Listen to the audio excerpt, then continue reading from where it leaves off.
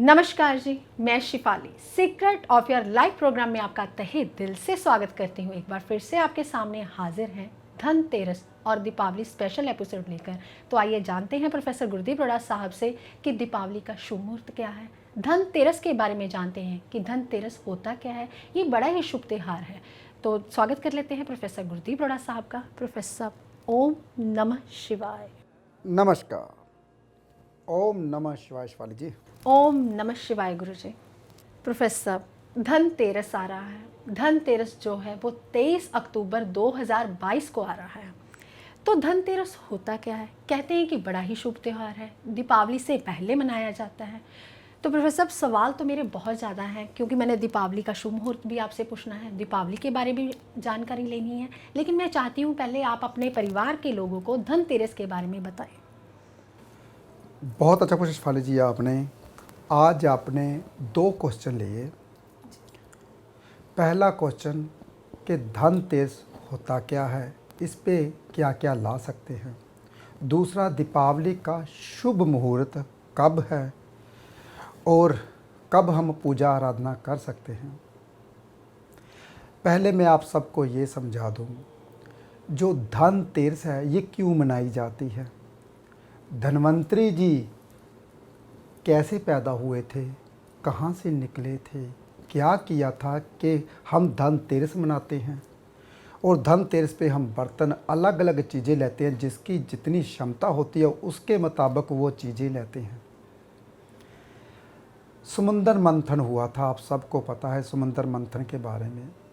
वैसे मैं जब भी दीपावली आती है बहुत बारीकी में समझाता हूँ। मेरे पिछले दीपावली वाले जितने भी प्रोग्राम हैं आप ज़रूर देखा कीजिए। जो पिछली बात होगी वो अगले एपिसोड में नहीं होगी, क्योंकि बहुत बारीकियाँ हैं। पिछले एपिसोड में मैंने बताया था कि धनतेरस जब होती है, धन्वंतरी जी अमृत का कलश लेकर अंदर से समुंदर से निकले थे। अमृत का कलश लेकर, यानी कि आपको जीवन दान देने के लिए देवताओं ने अमृत पिया था उस दिन। और उस दिन इसलिए धन्वंतरी जी घर में आते हैं, कहते हैं कि चीज़ों के रूप में आप घर में क्या लेकर आ रहे हो, यानी कि धन के आपने जो अपनी पराक्रम, हिम्मत, अपनी जो भी आपने कमाई की है उसका आप धनतेरस के दिन क्या ला रहे हो, क्योंकि आपके घर में धन की कमी ना रहे। ये तो धन्वंतरी जी उस वक्त समुंदर से निकले थे। बहुत ध्यान से सुनिए बात। और हम धनतेरस पे क्या क्या लाते हैं और क्या क्या नहीं लाना चाहिए, ये ज़रूरी एपिसोड है, ज़रूर सुनना चाहिए आपको। क्योंकि ज्ञान के बिना कुछ भी नहीं। जब तक आपको ज्ञान नहीं मिलेगा तब तक आपका जीना भी अच्छा नहीं। आपको पता नहीं चलेगा कि मैं जी रहा हूँ, ये गलत जी रहा हूँ या सही जी रहा हूँ। हम तो अपना कर्म कर रहे हैं, फिर हम कहते हैं भगवान हमसे करवाता है तभी हम करते हैं। लेकिन जो बुद्धि भगवान ने आपको दी है वो सोचने के लिए, समझने के लिए, वो बुद्धि जानवरों को नहीं दी। उसकी जितनी बुद्धि है सिर्फ खाना खाना है और उसने पीना है और उसने जीना है, बैठना है, बस इतनी ही है। हर इंसान को अलग अलग बुद्धि दी है, हर जानवर को उसकी क्षमता के मुताबिक अलग अलग बुद्धि दी है। लेकिन आपको ये प्रकृति में रहने की, प्रकृति को और सुंदर बनाने की, अपने घर को और बढ़िया बनाने की, अपनी जो गृहस्थियाँ अच्छे ढंग से जीने की बुद्धि आपको दे रखी है, उसका प्रयोग जरूर करना चाहिए शिफाली जी हर इंसान को। धन्वंतरी जी कलश का लोटा लेकर आए थे इस दिन। और धनतेरस कल शनिवार से शुरू हो रही है 6 बजे शाम के करीब तकरीबन। मैं यहाँ पे तकरीबन इसलिए बोलूँगा क्योंकि दिल्ली का टाइम कुछ अलग है, बम्बे का अलग है, 1 आधे मिनट का, ज़्यादा नहीं है, 1 आधे मिनट का। और अमेरिका कनाडा का तो कुछ अलग ही है। वहाँ अगर दिन हमारे 24 घंटे पीछे है तो उसका अलग ही है। ये शनिवार को शुरू हो रही है धनतेरस। और ये जो इसका मुहूर्त शाम के टाइम शुरू हो जाता है शनिवार को, संडे सारा दिन रहेगा। यानी कि सभी लोग इस बार कहते हैं कि दीपावली से 1 दिन पहले धनत्रयोदशी लग गए। जब तेरस आती है, एकम दूकम आप सबको पता है जो ज्योतिष जानते हैं, जब तेरस आती है 13 जिसको बोलते हैं, तो वो त्रयोदशी मनाते हैं हम। तेरस इस वक्त आ रही है दीपावली से एक दिन पहले, यानी कि 23 तारीख को तेरस आ रही है, 24 तारीख की दीपावली आ रही है, लेकिन मुहूर्त 6 बजे शनिवार को शुरू हो जाएगा। ये तो धनतेरस के बारे में बताया। अब शेफाली जी ने एक और क्वेश्चन लिया था कि इस पे हमको क्या लाना चाहिए और क्या नहीं लाना चाहिए। जी प्रोफेसर साहब, तेरस यानी कि त्रयोदशी, कहते हैं कि इस दिन लोग प्रदोष व्रत भी करते हैं, यानी कि कोई किस्म का, किसी भी किस्म का हमें दोष ना लगे, तभी त्रयोदशी मनाई जाती है। इसका सीधा सीधा संबंध जो है वो भगवान शिव के साथ भी है। तो प्रोफेसर साहब, जो धनतेरस है, ऐसी कौन सी चीज़ें हम अपने घर में लाएं अपनी राशि के अनुसार जो हमें 13 गुना जो है फ़ायदा करे? वैसे तो त्रयोदशी के दिन यानी कि धनतेरस के दिन आप कोई भी चीज़ लाते हो वो 13 गुना बढ़ती है। जैसे कहते कुछ लोग तो बर्तन ज़्यादा खरीदते हैं, उस दिन बर्तन खरीदे जाते हैं ताकि हमारे घर में 13 गुना बर्तन और बढ़ जाए, हमारे घर में अनाज की कमी ना रहे। लेकिन बर्तन ज़्यादातर तांबे का, पीतल का, कांसे का, ऐसे बर्तन लेने चाहिए जो पहले चलते थे। आजकल स्टील के चलते लोग स्टील के ही लेते हैं। जी, वो राहु है। हाँ, वो तो राहु है, मैंने पिछली धनत्रयोदशी में बताया था बहुत बारीकी में राहु के बारे में। तो स्टील के बर्तन कुछ लोग कहते हैं ना, फिर मैं वही बात करता हूँ, जितनी जिसकी क्षमता है वही लेता है। बड़े लोग चांदी सोने के बर्तन लेते हैं भाई, सिक्के सोने के खरीदते हैं। उस दिन सोना खरीदना 13 गुना बढ़ जाता है अगर धन त्रयोदशी के दिन सोना खरीदते हो। अगर चांदी खरीदते हो सुख समृद्धि बढ़ती है, मन शांत रहता है अगर उस वक्त चांदी खरीदते हो। अगर पीतल तांबा खरीदते हो तो आपके घर में धन की कमी नहीं रहती, वो 13 गुना बढ़ता है। कहता ना, धातु कोई भी हो वो ज़मीन से निकलती है, लेकिन जिसकी जितनी क्षमता है अगर वो चीज़ उतनी रहता है तो आने वाले धन त्रयोदशी में वो 13 गुना बढ़ जाती है भाई। इसलिए जो भी कुछ खरीदना है बहुत ध्यान से खरीदिए, और कुछ नहीं खरीदना वो मैं बता रहा हूँ। चीनी के बर्तन नहीं खरीदने चाहिए, आपको पता ही है चीनी के जो बर्तन बनते हैं बोन चाइना के, वो हड्डियों से बनते हैं, तो नहीं खरीदने चाहिए। ऐसे कांच के बर्तन भी नहीं खरीदने चाहिए, क्योंकि वो कांच का जो होता है बुध ग्रह होता है, खाली होता है कांच के बर्तन।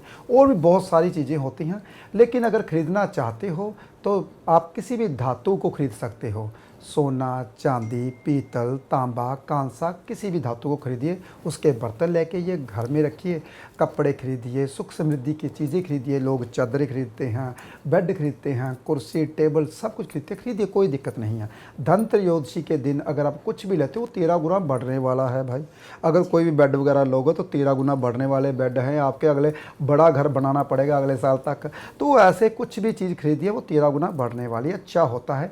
लेकिन उस वक्त भगवान धन्वंतरी जी घर में धन लेकर आते हैं, तो आपके जो आपने खरीदा होगा उसके मुताबिक उसके जरिए 13 गुना आपको मिलने वाला है। जी प्रोफेसर साहब, यानी कि धनतेरस को हम छोटी दिवाली भी कहते हैं, तो इस दिन दिए भी जलाए जाते हैं। तो प्रोफेसर साहब, हमें किस दिशा में दिया जो है जलाना चाहिए ताकि हमारे घर में सुख समृद्धि का वातावरण जो है वो बना रहे? वैसे तो दीपावली में दिए जलाते हैं, लेकिन धन्वंतरी जी का जो दिया होता है ईशान को, नॉर्थ ईस्ट में जलाया जाता है। तो हर दिशा में दिया जला सकते हो, कोई दिक्कत नहीं है। दिए तो दिए ही हैं, दूर से चल जाता है कि इस घर में सुख समृद्धि है। दिए इसलिए जलाए जाते थे, पहले ना आग नहीं हुआ करती थी। बहुत ध्यान से सुनिए, थोड़ी सी बात मैं बढ़ाने वाला हूँ ताकि आपको अच्छे ढंग से समझ आए। पहले आग नहीं हुआ करती थी, बहुत कम, माचिस नहीं हुआ करती थी आग जलाने वाली। पहले दीपक किसी से घर से लिया जाता था। आज से अगर मैं बात करूं 500 साल पहले या 1000 साल पहले की, जिस घर में आग बलती थी, दिया बलता था, तो उसको कहते थे वो बहुत धनवान है भाई। सुनिए बहुत ध्यान से, ऐसे गुप्त रहस्य है, कोई बताता नहीं है। तो वो जहाँ पे आग जलती थी कहते वो सरमाएदार है, उनके घर में आग जलती है, दिया लेके आओ। तो हम अपना दिया लेकर जाते थे, वहाँ से आग लेके आते थे ताकि हमारे घर का चूल्हा जलता था खाना बनाने के लिए। तो दिया आप किसी भी दिशा में, वैसे नॉर्थ ईस्ट में दिया रखना चाहिए, ईशान कोण में, तो दिया बहुत फ़ायदेमंद होता है, फलदायक होता है। दीपावली के दिन भी दिया एक जलाना चाहिए, उसको भूलना नहीं चाहिए। यम का दिया भाई वो ज़रूर जलाना चाहिए। वो तो साउथ वेस्ट में होता है तो जलाएंगे हम। वो ज़रूर जलाना चाहिए दीपावली के दिन भी। तो दिए हर कोने में जलाने चाहिए, हर चारों तरफ रोशनी आनी चाहिए, ताकि पता चले कि आज के दिन लक्ष्मी जी आए थे। यानी कि दीपावली के दिन श्री राम जी सीता मैया को भी लेके आए थे। दीपावली के दिन लक्ष्मी जी समुंदर मंथन से निकले थे। देखिए, दीपावली के दिन ही बहुत दिए लोग जलाते हैं, तो दिया ही जलाना चाहिए, मोमबत्ती नहीं जलानी चाहिए भाई। चाइनीज़ मोमबत्ती वगैरह हम ले लेते हैं, वो बिल्कुल भी नहीं जलानी। मच्छर बहुत ज़्यादा बढ़ गए हैं, बैक्टीरिया के रूप में बीमारी बढ़ने वाली है।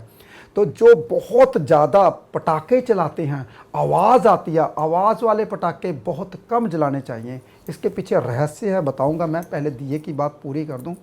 शेफाली जी, दिया हमेशा सरसों के तेल का जलाना चाहिए। जो कड़वा तेल होता है उसके धुएं से जितनी मछली है वो मर जाती है। आपके घर में बीमारी नहीं आती, मच्छर बैक्टीरिया घर में नहीं घुसता। तो सरसों के तेल के दिए जलाने हैं। सब ने बहुत ध्यान से सुनिए, अगर आप मेरी बात मानोगे, मेरी इस बात की गारंटी है, आप लाखों का पुण्य ले जाओगे। मैं भी चाहता हूँ आपके घर में सुख समृद्धि बढ़ जाए, और आपके घर में सुख समृद्धि तो तभी बढ़ेगी अगर लोगों का भला करोगे और प्रकृति का भला करोगे। अब बहुत ध्यान से सुनिए, हम बड़े बड़े बम जो लेते फोड़ने के लिए, आवाज़ों वाले, आपके घर के एक छोटे से कोने में एक पेड़ लगा होता है। उस पेड़ में चिड़िया बच्चे दे रही होती है, और वो बच्चा अंडे से निकलने वाला होता है। तो जब उसको पटाख की आवाज़ आती है, उसका दिल बहुत छोटा होता है, वो अंडे के बीच ही मर जाता है। ज़्यादातर आपके बड़े बड़े पटाखों से उस वक्त दीपावली के दिन जो आप बड़े बड़े पटाखे चलाते हो, डर के छोटे छोटे बच्चों से कहते ना, हमारा बच्चा बहुत छोटा डरता है आवाज़ से। वो क्यों नहीं डरेगा भाई, उसका दिल अभी पूरा विकसित नहीं हुआ, हो तो गया है लेकिन पूरा विकसित नहीं हुआ। वो छोटी सी आवाज़ से डरते हैं बच्चे। इसलिए बड़े जो आवाज़ के पटाखे वो मत जलाइए, छोटे छोटे पटाखे चलाइए। हाँ, उड़ने वाले, बैठने वाले, रोशनी वाले जितने मर्जी पटाखे चलाइए। आपके पटाखों से तो मछली मरने वाली है भाई, धुएं से प्रकृति का भला होने वाला है। लेकिन अगर ऊंची आवाज़ के पटाखे चलाओगे तो छोटे छोटे जानवर जो अंडों में हैं, पंछी जो अंडों में है, वो मर जाते हैं, वो कभी पैदा हो ही नहीं पाते। चलो, वो भी तो कहते हैं विधि विधान है भाई, वो भी नर्क भोगने आए थे, नर्क से ही चले गए वो बाहर। लेकिन आपका फ़र्ज बनता है उन जीवों को जीवन दान देना। इसलिए बड़े पटाखों जो बड़ी आवाज़ करते हैं उनको मत जलाइए, उनको मत बजाइए। हाँ, अगर पटाखे बजाने हैं तो छोटे छोटे पटाखे बजाइए।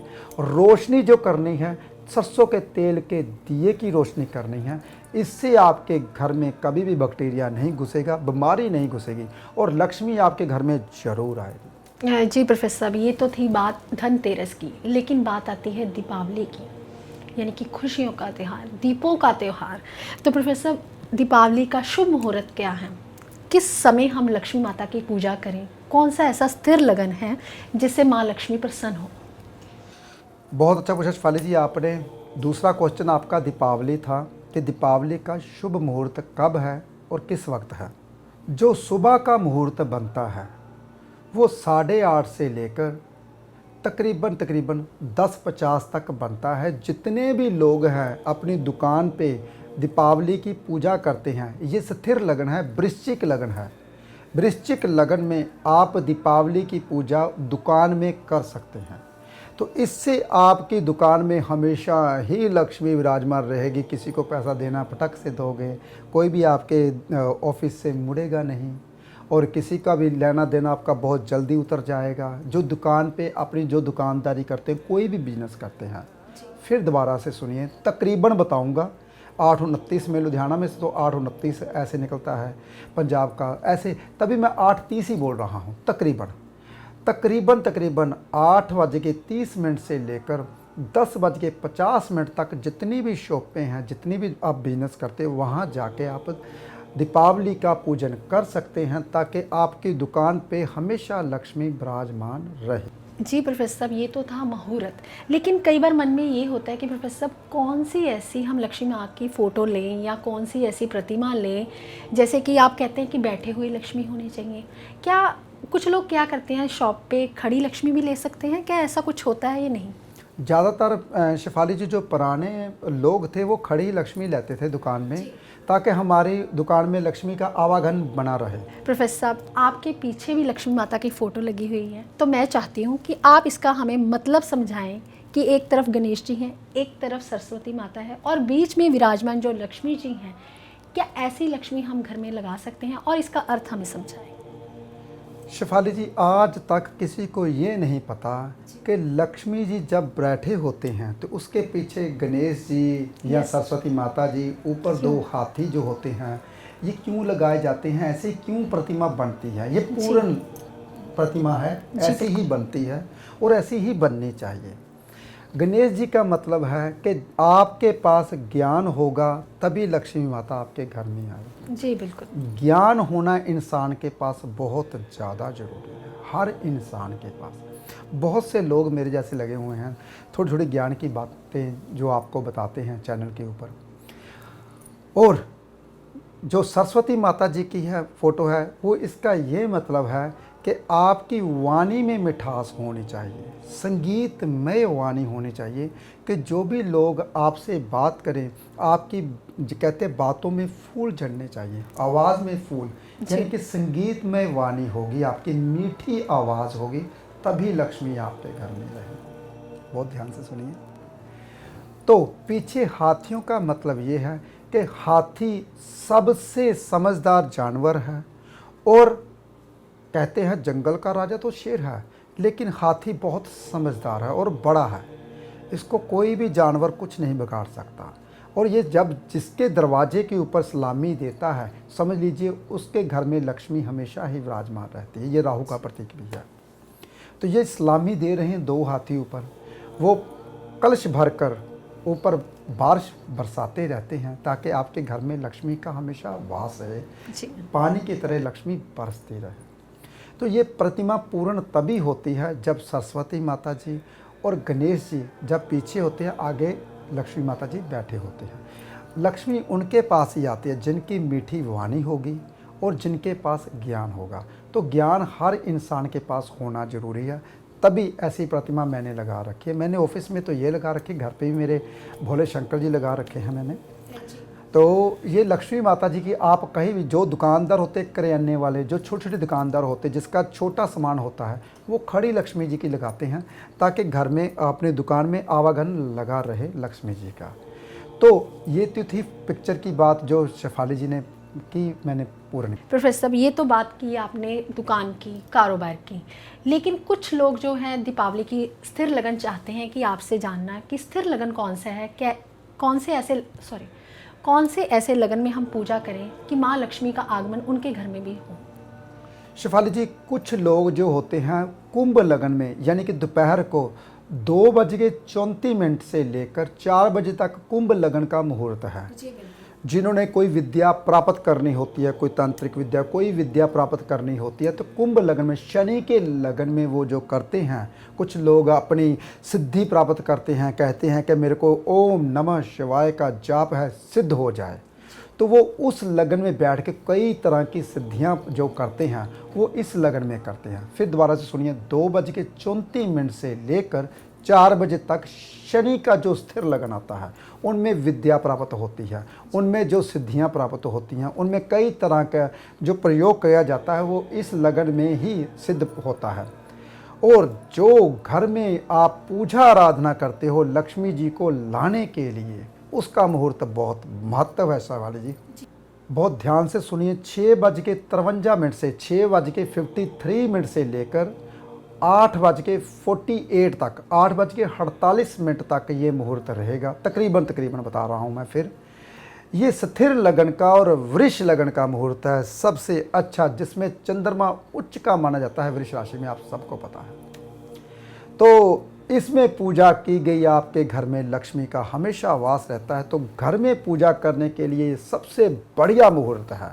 लेकिन इससे भी एक और बढ़िया मुहूर्त है जी, कुबेर जी का सिंह लगन, जो रात के समय, जो मैंने इस दीपावली में आपको बताया कि रात के समय जब पूजा करता है। मैं तो पहले कभी नहीं बताता था, लेकिन इस दीपावली में मैंने चाहा कि पूरी दुनिया ये जो मुहूर्त में अगर वो करते हैं, तो उनको फल मिलता है। वैसे तो ग्रहण भी लगा होगा उस वक्त, लेकिन आपने उस मुहूर्त को नहीं भुलाना। बहुत ध्यान से सुनिए। 1:25 से लेकर 3:46 तक, 3:46 तक, बहुत ध्यान से सुनिए। ये जो मुहूर्त है ये सिंह लगन का स्थिर मुहूर्त है। इसमें कुबेर जी का आप मंत्र पढ़ सकते हो और उसमें सफ्टिक की माला से और जो होता है भोजपत्र उसके ऊपर आप अनार की कलम से और लाल रंग का चंदन से आप लिखकर अपनी विश रख सकते हो। इससे आपके घर में जो भी कमी है वो कभी नहीं रहेगी। जो आपकी इच्छा है वो अगली दीपावली तक जरूर पूर्ण होगी। तो ये करने से आपके घर में हमेशा ही धन धान्य की कमी नहीं रहेगी। हमेशा ही धन धान्य हमेशा आपके घर में बरकरार रहेगा। 1:25 से लेकर 3:46 46 तक ये मुहूर्त रहेगा। आपने कुबेर जी का मंत्र पढ़ना है। तो वैसे मैंने कोशिश करूंगा कि जो जो लोग फ़ोन करते हैं उनको बताऊं, क्योंकि मैंने बहुत बारीकी में बताया हुआ है, विधि बहुत बारीकी में लिखी हुई है। आप पूछ सकते हो, कोई दिक्कत नहीं है। लेकिन आपके घर में लक्ष्मी का हमेशा वास रहे, मेरी कोशिश थी ताकि मैं आपको बताऊं कैसे इंसान अमीर बनता है। मैं कैसे बना, आपको भी अपने जैसा बनाऊं। मैं भी ये चाहता हूं कि आप पूरी दुनिया के घर में पैसों की कमी ना रहे। आप इस मुहूर्त पर ये अगर पूजा करते हो तो आपके घर में किसी चीज़ की कमी नहीं रहे। जी प्रोफेसर साहब, आज आपने बहुत अच्छा बताया धनतेरस के बारे में कि धनतेरस पर कि हम कैसी चीज़ों को खरीद सकते हैं। सोना, चांदी, पीतल, तांबा सब कुछ खरीद सकते हैं, लेकिन कांच और जो चीनी के बर्तन हैं वो बिल्कुल नहीं खरीदने। और दीपावली का शुभ मुहूर्त जो है आपने बता दिया कि कमल गट्टे की माला के साथ लक्ष्मी जी का बीज मंत्र जो है वो आपने पढ़ना है। और जो रात को पूजा करनी है, कुबेर जी की पूजा करनी है, वो आपने सफ्टिक की माला के साथ उसका मंत्र जाप करना है। तो हम चाहते हैं कि ये दीपावली की पूजा आपके घर में मंगल कार्य बना के रखे, परिवार में सुख शांति बना के रखे। अगर आपने हमारा चैनल लाइक नहीं किया, सब्सक्राइब नहीं किया, हमारे चैनल को लाइक करें, सब्सक्राइब करें और शेयर करना बिल्कुल भी ना भूलें, क्योंकि इस वीडियो को मुझे लगता है कि पूरी दुनिया को जो है वो ज़रूरत है। तो हम जल्द ही अगले एपिसोड में आपसे मिलेंगे। फिलहाल आज के लिए इतना ही। ओम नमः शिवाय।